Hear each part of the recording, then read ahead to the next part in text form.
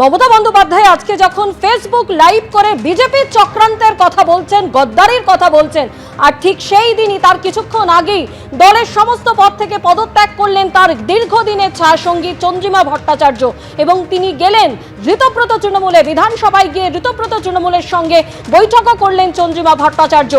কিছুদিন আগেই আমরা দেখেছি তাকে রাজ্য সভানেত্রীর পদ দেওয়া হয়েছিল এবং সেই পদ থেকেও ইস্তফা করলেন চন্দ্রিমা ভট্টাচার্য। তিনি বলছেন যে তার আনুগত্য নিয়ে যখন প্রশ্ন উঠে গিয়েছে তো এই মুহূর্তে দলে থাকার কোনো মানেই হয় না।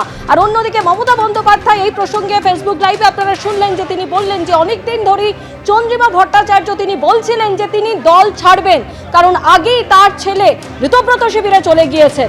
এবার চন্দ্রিমা ভট্টাচার্য তিনিও গেলেন ঋতব্রত শিবিরে।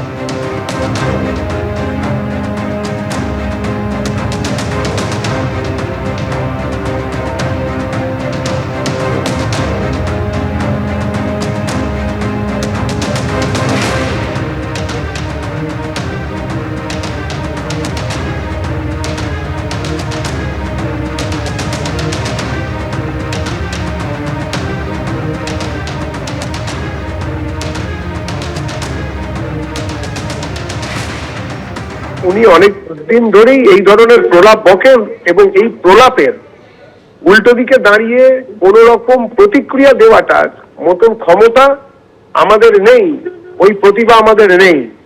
ওদের দলের লোকজনই যারা বিভিন্ন সময় ওদের দলের সঙ্গে ছিল, লুটপাটে ভাগ নিয়েছে, তারা কে কার সঙ্গে থাকবেন সেটা তাদের ব্যাপার। বড় ডাকাতের সঙ্গে থাকবেন নাকি ছোট ডাকাতের সঙ্গে যাবেন সেটা ওদের ব্যাপার, আমাদের কিছু এসে যায় না।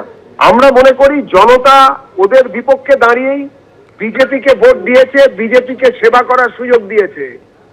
আমরা ওদের সঙ্গে নেই, তৃণমূলের কোনো লোকের সঙ্গে আমাদের কোনো সংস্রব নেই। আমরা ওদেরকে পছন্দ করি না, কেননা বাংলার মানুষ ওদেরকে পছন্দ করে না। দলের সমস্ত পদ থেকে আজ ইস্তফা দিয়েছেন চন্দ্রিমা ভট্টাচার্য। সেই সঙ্গে দলের হয়ে বিভিন্ন ব্যাংকের সই করার দায়িত্ব থেকেও তিনি ইস্তফা দিয়েছেন। কমিশনে দলের দায়িত্বপ্রাপ্ত স্বাক্ষরকারীর পদও ছাড়লেন চন্দ্রিমা ভট্টাচার্য।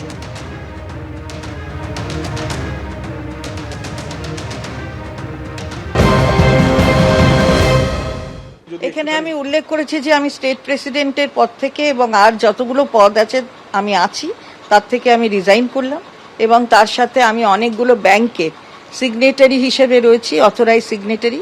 আমি সেইগুলো ব্যাংক থেকে authorize signatory all India Trinamool Congress সহ অনেক রিলেটেড আরও কতগুলো সংস্থা তারও আছি, সেগুলোর থেকে আমি উইথড্র করছি। আমি মমতা বন্দ্যোপাধ্যায়, শ্রদ্ধেয়া মমতা বন্দ্যোপাধ্যায় তার কন্ট্যাক্ট পার্সন হিসাবে, অথরাইজড কন্ট্যাক্ট পার্সন হিসাবে ইলেকশন কমিশন অফ ইন্ডিয়ার সাথে আমি ছিলাম কন্ট্যাক্ট পার্সন হিসাবে অথরাইজ।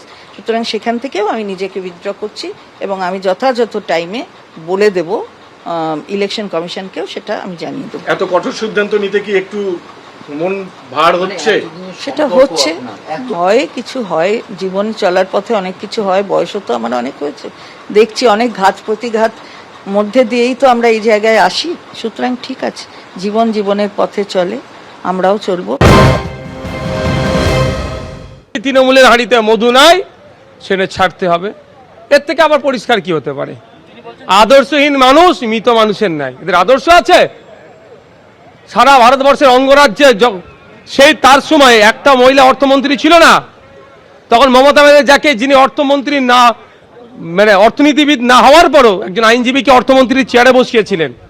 আমি মমতা ব্যানার্জির চরম বিরোধী, তার আমি চরম সমালোচনা করি, কিন্তু তার কাছ থেকে যারা প্রিভিলেজ নিয়ে আজকে এইগুলো তার সাথে আচরণ করছে, তারা আমার নজরে আদর্শচ্যুত, আদর্শহীন। চন্দ্রিমা ভট্টাচার্য আজকে ইস্তফা দেওয়ার পর সেই ইস্তফা পত্র মমতা বন্দ্যোপাধ্যায়ের কাছে পাঠান, যে পদত্যাগ পত্রে অত্যন্ত তাৎপর্যপূর্ণভাবে মমতা বন্দ্যোপাধ্যায়কে প্রাক্তন মুখ্যমন্ত্রী হিসেবে উল্লেখ করেছেন তিনি।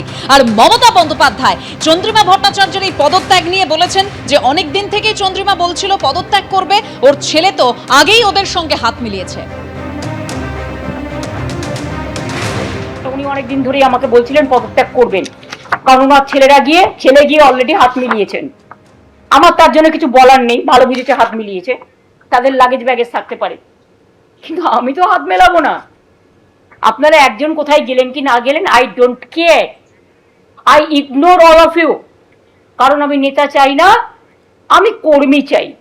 কেউ কেউ আবার মৃত্যুও কামনা করছেন শুনেছি, ফোন করে করে বলছেন কদিন আর বাঁচবে। আর আমি এখনো অনেক দিন বেঁচে আছি, আর আমার পরের জেনারেশনও বাঁচবে, তারপরের জেনারেশনও বাঁচবে, তারপরের জেনারেশনও বাঁচবে। আপনারা এই সিম্বলে জিতে এসছেন, আর আজকে বিদ্রোহী, কিসের বিদ্রোহী? ইলেকশনের আগে পর্যন্ত বিদ্রোহ ছিল না? 15 বছর আপনারা এমপি ছিলেন, এমএলএ ছিলেন, মিনিস্টার ছিলেন, সবটাই পেয়েছেন, কই আমাকে তো কখনো কিছু বলেননি। এবিপি আনন্দ, এগিয়ে থাকে, এগিয়ে রাখে।